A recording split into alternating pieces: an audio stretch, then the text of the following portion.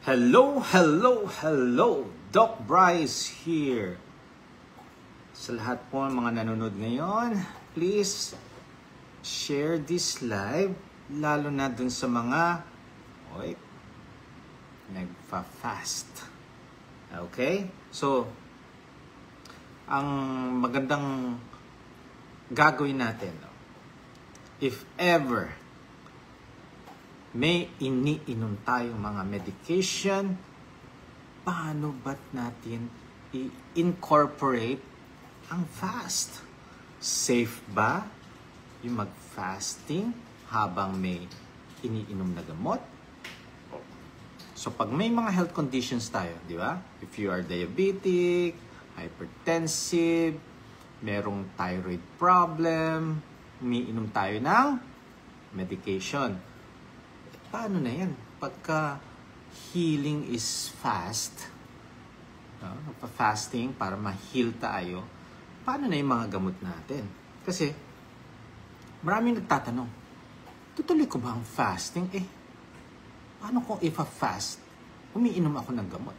Okay? So, may mga tips tayo na sasabihin sa inyo para maayos natin yung mga medication, no?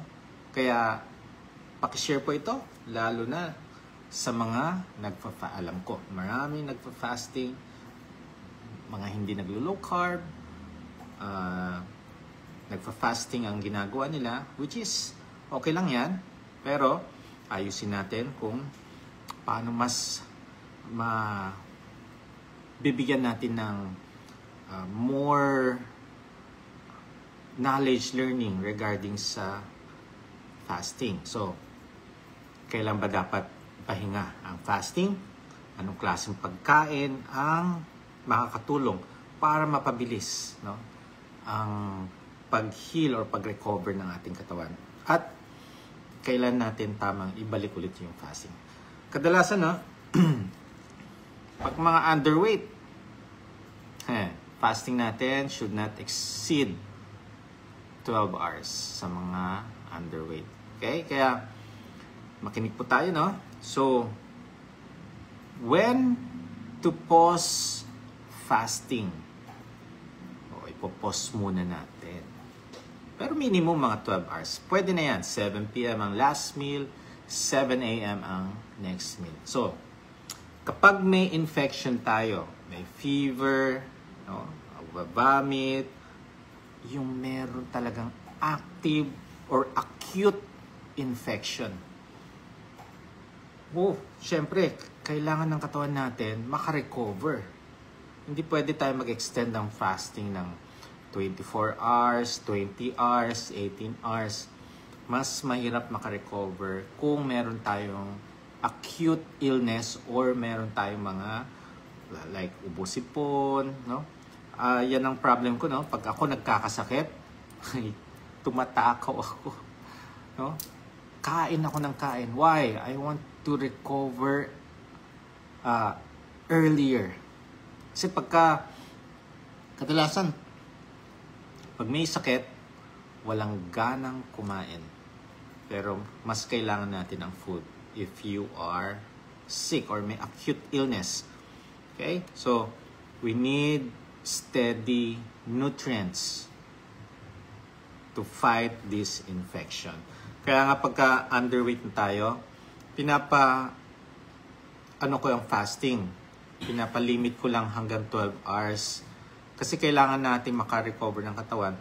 Pag hinayaan natin na mababa ang timbang natin, underweight, mas prone sa infection. Mas mababa ang immune system natin. So, may dumaan na may sakit sa harapan natin. Dumaan lang yan. Pwede kang mahawa. Okay?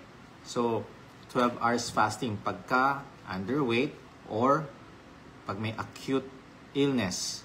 Okay. So, sa mga diabetic naman, ayan. If you are injecting insulin, nakakatakot yan. Biglang bagsak ang sugar. Kaya yung fasting, pag nag-fasting kayo, lalong bumababa ang sugar natin. Kaya make sure na merong nakamonitor. Pagka may nag-i-insulin po tayo, no, kailangan may nakamonitor po na doktor habang nag-undergo kayo ng lifestyle change or naglo-low carb kayo. Kailangan may nakamonitor sa mga sugar ninyo. Tapos, may mga medication, no, na need ng pagkain. Ano ba mga to? Sa hypertension, no, ang mga medication na nagpapalabnaw ng dugo, yan, mahapdi yan sa sikmura, kaya kailangan may pagkain. Or, yung mga medication na nagpapababa ng sugar like yung mga metformin, kailangan yan, may medication. So, mahapdi kasi sa sikmura yan. May effect sa gastric system. And also sa mga antibiotics. May mga antibiotics na need ng pagkain. Anong reason yan? Okay? Because yung absorption, no, ng antibiotic sa katawan natin nababawasan. So, kadalasan yan, no, kailangan natin na may laman ng tiyan pag iniinom mga to. Okay? Yung kanyang pagka walang laman ng tiyan. Meron din mga gamot na dapat walang laman ng tiyan. So katulad sa mga thyroid problem, no? Yung mga gamot ninyo, kadalasan on empty stomach dapat iniinom yan. Mahalaga po talaga alamin ninyo sa inyong mga doktor kung kailangan ba may laman ng tiyan or walang laman ng tiyan ang mga iinumin ninyong mga gamot. Okay. So, kapag nagkakaroon ng hypoglycemia, we need, ano ba yung hypoglycemia? Ito yung bumababa po ang sugar natin. Ang nakakatakot dyan yung mga less than 60, yung iba 70, nakakaramdam ng discomfort. Ang nakakatuwa sa mga naglo-low carb, kahit 70, 60 ang inyong sugar, wala kayong maramdamang mga discomfort. Kaya napakaganda, no, ang lifestyle nito because nag-a-adapt ang katawan natin, hindi sa sugar. Okay? So, ang nagiging energy natin is fats. So, kahit na bumaba ang inyong sugar, hindi nyo mararamdaman yung mga hypoglycemic symptoms, yung mga nararamdaman ng may hypoglycemia. So, like yung nahihilo, weakness. Okay? So, if you are beginner sa low carb, at meron kang insulin, may mga oral medication ka for sugar, need natin na wag mo nang i-extend ang fasting. Kasi umiinom tayo ng medication, sasamain ka sa sikmura. Okay? Kaya nga yung ibang mga patient ko, once na nag-start ng strict low carb, nagbabawas na ako ng mga medication. And dun sa mga minomonitor at nagpapamonitor, mas maganda yan, lalo na kung nag-i-insulin.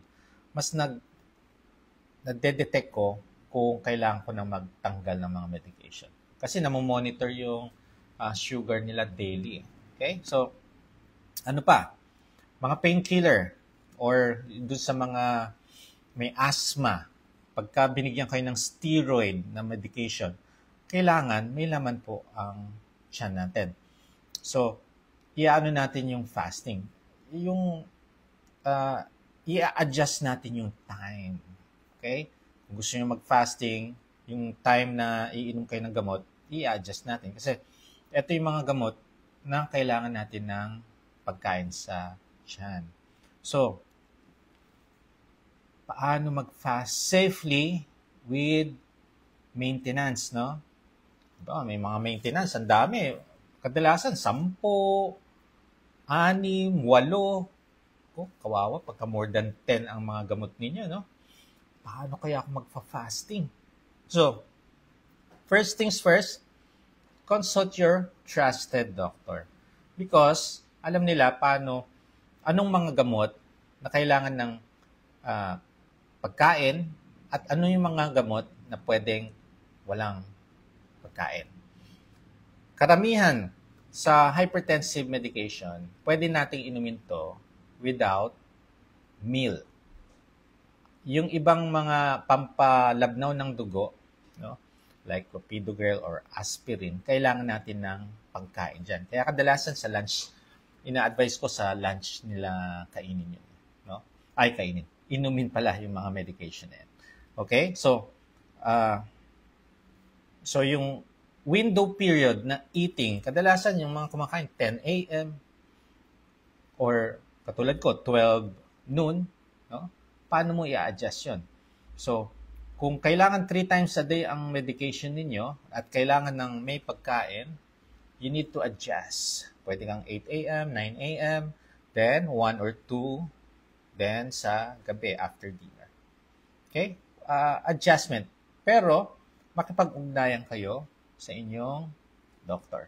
Okay? Sa mga minomonitor ko mga patient, naglalagay ako ng oras kasi sa dami ng gamot, 20 or 15, ang hirap, di ba? Iinumin mo, ang dami-dami, para ka nang nabubusog sa mga gamot. Ngayon, ina-adjust ko ang oras nila. So, yung mga hindi naman kailangan ng pagkain, inaayos ko, may timing para hindi siya masyadong na bibilaukan sa dami ng mga gamot. Okay? Ayan. So, katulad ng sinabi ko kanina, if you are injecting insulin, you need to be monitored closely. Bakit? Diyan, nagkakaroon ng problema, hypoglycemia, na admit sa hospital. So, better be monitored and guided by your doctor. Sa program namin, daily monitoring ang ginagawa ko. Okay? So, adjust lang yung timing. The dosage, well, depende yan sa if you are doing low carb. Pagka naglo-low carb, magugulat kayo, nagbababa ng sugar. And if you have high dosage of insulin, kailangan mag-adjust. Depende sa magiging sugar nyo daily. Okay, sa thyroid medication, you need to take that on empty stomach. Stomach, pwede yan. Stomach tuloy. So, during fasting, pwede nyong inumin ang mga thyroid medication nyo. Okay? Then, tandaan ninyo, if you are doing fasting, sigurado, lalo na sa mga naglo-low carb, madi-dehydrate kayo. If you're doing the low carb, may dehydration yan. Plus, fasting, lalong nadi-dehydrate. So, anong gagawin natin? You need to drink your electrolytes. O, tandaan ninyo, huwag niyo nang hintayin kumpletuhin ang mga ingredients. Kung ano yung available na ingredients, timplahin at simulan niyo nang isip. Huwag tungga, sip. Okay. So, ito, isang tip pa para ma-extend yung fasting ninyo. Anong ginagawa ko dati? Nagkakape. Black, no creamer, no sugar. Yan ang pinang-extend ko ng fasting nung nagsisimula pa lang ako. Pero if you have kidney problem, no, yung mga may CKD, out muna tayo sa kape. Sa ngayon, ha? Kasi nagiging dehydrated madalas pagka mayroong mga caffeine. Kadalasan kayo 2 cups a day, 3 cups a day, yung iba 5 cups a day. So, wag muna. Okay. What to eat for faster recovery pag kami sakit? Alam na natin lahat yan. No? Egg, fish, meat, and dun sa mga hindi mahindian ng mga vegetable, yung mga low-carb veggies. Ano ba mga low-carb veggies? Ito yung non-starch. Ito yung mga gulay na nasa ibabaw ng lupa. Pagka nasa ilalim ng lupa, ang gulay ninyo, starchy vegetable mga yan. So if you're diabetic, out na po talaga yan. Okay? And then, number 1 sa list ko is avoid processed, ultra-processed food. In our generation, ay nako, jam-pack ang mga processed food.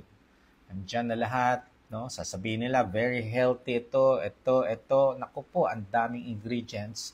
May sugar, may mga additives. Naku, yan yung sisira sa katawan ninyo. In the long run. Sa ngayon, hindi nyo pa mapapansin.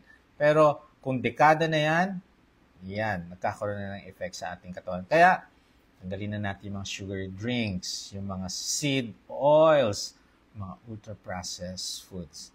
And then, if you are doing fasting and also have illness, acute illness, bone broth, soup, ba, mainit-init pa yan. It will boost your energy. Why? May mga healthy fats yan. Okay?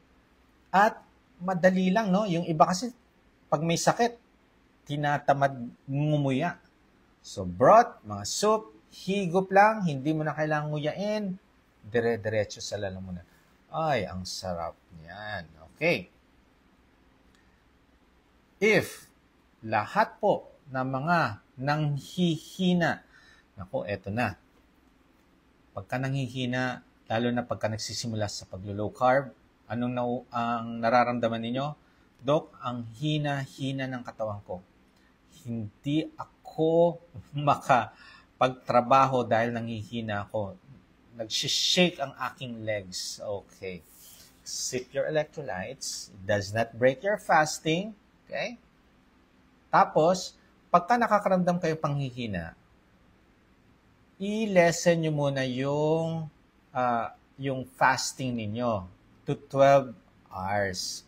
Wag muna kayong mag-fasting ng mahaba, like 16 hours, 18 hours. Wag muna kung nakakaramdam kayo ng panglalata. Until, if nakaramdam na kayo ng biglang boost ng energy, doon natin i-extend yung fasting. Kaya marami, no, nagugulat sila. Grabe, hindi na ako nagugutom. O, yan. Pero, ang lakas-lakas ko. Nagagawa ko yung trabaho ko, yung isang ang pasyente ko. Napagsabihan ko na matulog na. Bakit kamo? Yung energy level niya daw to the roof. Kaya hanggang 1 a.m. namlamlan siya. So, advice ko sa kanya, kahit na to the roof ang energy mo, 9 p.m. pa lang, dapat nasa bed na, makakatulog po tayo. Okay? So, start short ang inyong fasting. 12 hours. Okay? So, yan yung minimum.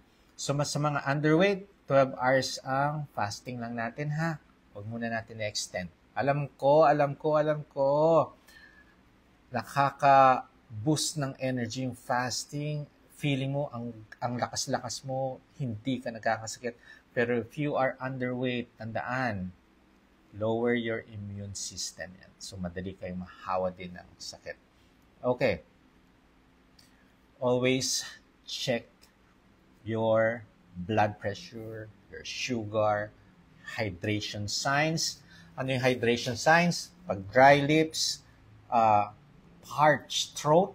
Ang ibig sabihin, parang dry na dry yung throat natin. Pag lumunok ka, parang magaspang, dehydrated na tayo niyan.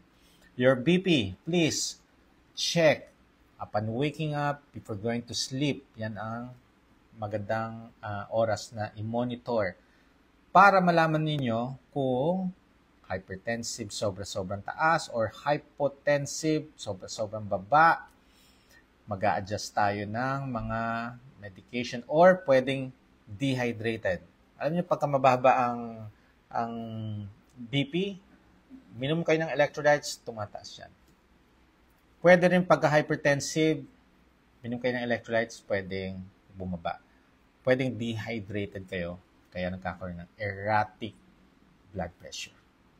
Always address your hydration. Yung sugar din. Sa mga nag-hypoglay, unang-una yung gawin. Sip your electrolytes. Okay? Then, eat. Lalo na sa mga nagda-dialysis. Pagka nagda-dialysis, bumabagsak ang sugar ninyo during dialysis, kailangan may baon po kayo. Food. Ang food, nagpapataas po ng sugar. Sip your electrolytes, then eat your food. Yung nutrient-dense food. Hindi yung chocolate. Hindi yung mga matatamis. Lalong-lalo na kung diabetic kayo. Do not take sugary food, sugary drinks if you have low sugar, but use food na very healthy, yung nasa safe food list natin, mga nutrient-dense food, itlog, no? Yung mga isda, okay? Kainin po natin, tataas ang sugar ninyo. Okay.